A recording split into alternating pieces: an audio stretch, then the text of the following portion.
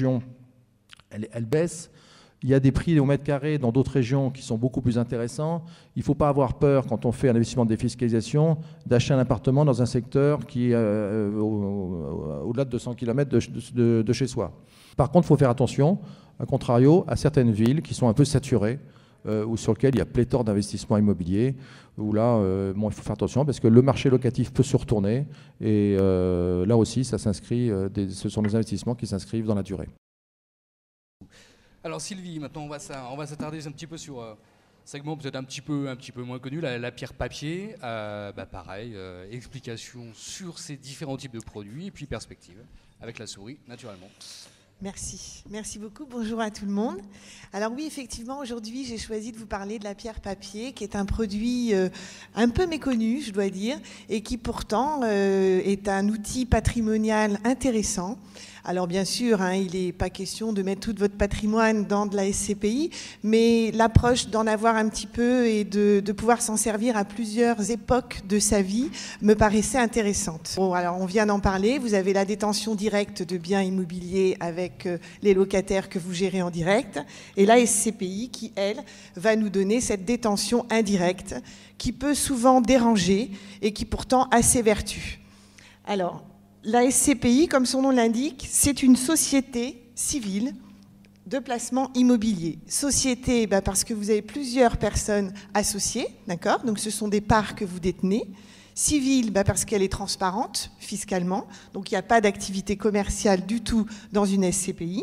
Et de placement immobilier, parce que vous avez une société de gestion qui est là pour collecter, acheter, gérer, faire des travaux et bien sûr redistribuer les produits de la location.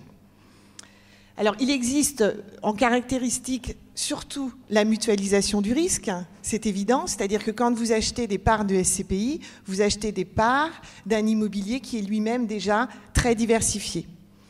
Vous avez une diversification donc géographique, une diversification dans la nature des produits et surtout une diversification dans les locataires. Ça, je pense que c'est très important parce que, alors on va voir après de quel immobilier on parle, mais c'est vrai qu'en économie, vous ne pouvez pas avoir tous les locataires qui vont mal en même temps. Enfin, je le souhaite en tous les cas. Vous avez un accès, grâce à la SCPI, à un marché qui est souvent réservé aux zinzins, c'est-à-dire aux investisseurs institutionnels. Souvent, l'immobilier d'entreprise, le commerce, le magasin, ce sont des montants qui sont tout de suite importants et que vous n'avez pas forcément la possibilité d'accéder à terme particulier. Et pourtant, la SCPI vous permet d'accéder à ces marchés tout en ayant des sommes raisonnables à investir. Vous avez une qualité et une régularité de l'information dans la société de gestion parce que c'est important, c'est un produit qui est visé, donc qui est réglementé anciennement par la COB, maintenant par l'AMF, et vous avez tout un tas d'informations qui sont obligatoires. Ça veut dire que dans le bulletin trimestriel, par exemple, qui est un document que vous recevez tous les trimestres, ce n'est pas de la pub, c'est tout simplement réellement la vie de la société, le nombre de parts qui ont été vendues, le nombre de parts qui ont été achetées, les immeubles, les locations en vacances, ce qui a été fait pour les relouer, le patrimoine, ce qui a été acheté, ce qui a été vendu. Donc vous avez vraiment une information sur la vie des biens immobiliers à l'intérieur de la SCPI. Et puis surtout, aujourd'hui, comme tout le temps, dans notre métier de conseil en gestion de patrimoine, c'est vrai qu'on va essayer, on n'est pas fakir, personne ne l'est, mais en diversifiant et en mettant des œufs dans des paniers différents, on arrive à peu près à résoudre les problèmes des époques. Donc je pense qu'on peut parler de décorrélation des marchés boursiers sur la SCPI. Alors vous avez, là je vais aller très vite, vous avez deux types de SCPI, fixes et variables. Les fixes sont les plus nombreuses. La différence se situe principalement sur le marché secondaire. Dans les fixes, vous avez un capital qui est donc déterminé au départ statutairement et avec des augmentations de capital pendant une durée connue. Quand vous avez des parts de SCPI à capital fixe et que vous souhaitez revendre, il faut que vous ayez un acheteur pour acheter vos parts. À la différence, sur une SCPI à capital variable, la société de gestion, quand vous vendez vos parts, raye vos parts de la carte. Et si par contre, il y en a d'autres qui achètent, elle recrée des parts nouvelles. Vous avez 3 grandes catégories de SCPI. Les SCPI de rendement, qui sont les plus connus, parce que nous arrivons sur du produit papier qui va être surtout mis en avant par rapport à sa rentabilité. Alors, je viendrai après dans le détail.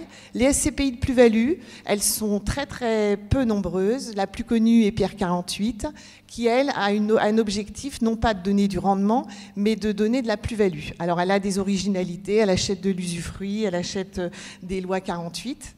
Et les SCPI fiscales, eh bien, c'est un petit peu le résumé de ce que nous a dit Patrick, sauf que là, je pense personnellement qu'on ne va pas acheter du papier avec un avantage fiscal, il faut mieux acheter un appartement ou une villa, parce qu'au moins, à la sortie, on a le bien, alors que dans le papier, quand vous vous retrouvez à revendre, vous ne revendez plus l'avantage fiscal, puisque vous l'avez vous-même mangé, donc vous revendez une rentabilité, qui malheureusement est une rentabilité faible, parce que les SCPI fiscales, on est dans l'habitation.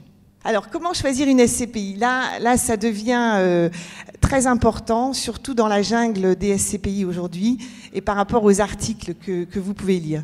Alors d'abord, quand on voit un taux de rendement ou un taux global, le plus important, c'est de regarder sa régularité. Moi, j'ai toujours d'énormes problèmes de voir des SCPI qui sont cotées en haut d'un tableau parce que cette année, elles ont distribué ou elles ont revalorisé leur part de façon importante et on oublie que les porteurs de ces SCPI se sont peut-être retrouvés à perdre la moitié de leur capital dans les années 90.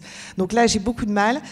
Donc je pense qu'un vrai tableau, il se fait sur la durée, puisqu'on est sur de l'immobilier. Vous allez voir après qu'on investit peut-être à crédit. Donc je suis désolée, on ne fait pas une SCPI sur 2 ans avec un tableau qui nous donne une rentabilité à 1 an. Vous avez le taux d'occupation doit être supérieur à 90%. Ça, c'est primordial. Ça veut dire que la société de gestion a bien acheté. Ça veut dire que les emplacements sont bons et ça veut dire que si le taux d'occupation aujourd'hui est supérieur à 90%, nous sommes au prix du marché. Les liquidités, ça c'est important, la liquidité départ, les marchés secondaires, donc on en venait tout à l'heure au capital fixe, capital variable. Regardez s'il y a des parts qui se vendent, s'il y a des parts qui s'achètent, ça c'est aussi une détermination.